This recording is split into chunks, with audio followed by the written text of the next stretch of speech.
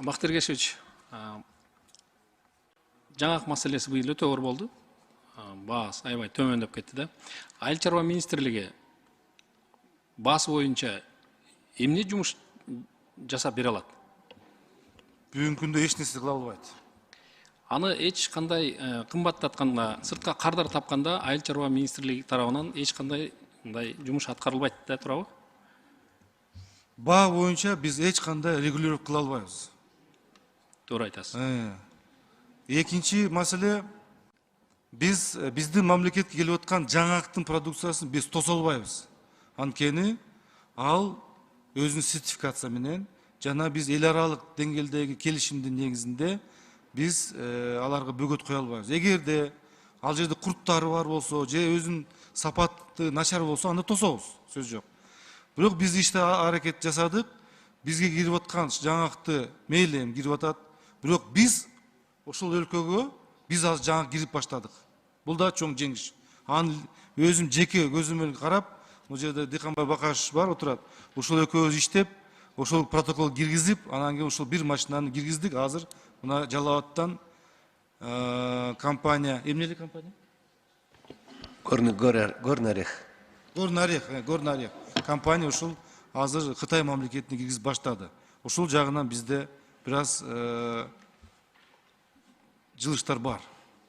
Туура айтасыз, Бактыр Кеш. Мына элге түшүнүктүү болду. Азыр ошол Базар Коргоо, Нокен, Сузак райондорунун ошол жаңак менен иштеген бүт дыйкандар угуп турат да.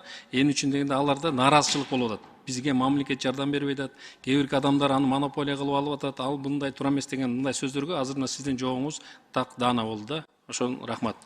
Андан кийинки суроом, жогоруда менин коллегам Аида Исатбек кызы суроо берди. Аккүп Тогуз-Тородогу Аккүп каналы боюнчачы. Бардык долбоорлору, проекттер бардыгы даяр. Бактыр Кеш, сиз өзүңүздүн көзөмөлүңүзгө алсаңыз, ушул акча каражаты табылып калса эле, ал ишке ашат да. Анан ал жерде бир калп айтпасам бир 2,5 миң гектар жер суу менен камсыз болот дагы. Ошол жердеги элибизге жумуш орун болуп калат да. Ал жерде билесиздер, мал чарбачылык аябай ыңгайлуу жер. Тоют маселеси толугу менен ал жерде чечилет.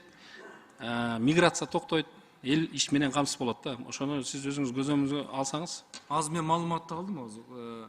Ал тиги экспертизадан өтсүн, анан акча издейбиз.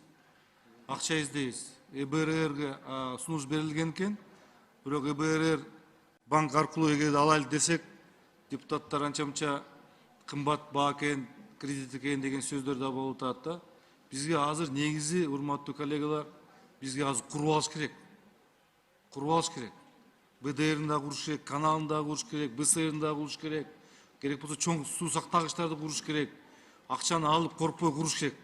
Анан кийин ал жерде тиги кургандан кийин наркы дыйканга суроо талап кылабыз. Мына буну эгесин, бул салык кодексуна, салык кызматына регистрация болосун. Анан отчеттер бересин деп, ушунда бизде экономикага дагы таасир этет да. Ошон үчүн ушундай багытта ишти алып барабыз. Андан кийинки мен суроом эмес, бул мен суранычым. Бактыр Кеш, айыл чарба министрлигинде асыл тукум мал чарбачылыгы боюнча көйгөй чоң. Бардык асыл тукумдар өзүбүздүкү жок, сырттан келген, импорт болуп атат. Андан кийинки үрөн чарбачылыгы боюнча дагы көйгөй чоң. Бул билесиз өзүңүз, жүгөрү Кытайдан, пахта дагы Кытайдан келет үрөнү. Өзүбүздүкү жок. Будай, арпалардыкы бул кошуна мамлекеттерден келип атат. Жана ошондой эле бээде экспорт жанагы жайыттын уруктары дагы бул Россиядан. Өзүбүздө андай бир дагы өндүрүлгөн, өзүбүздүн бир суктана турган, мактана турган биздин үрөн чарбачылыктардын жакшы үрөндөрү жок. Ошону дагы өзүңүз эске алып койсоңуз, Бактыр Кешевич. Рахмат.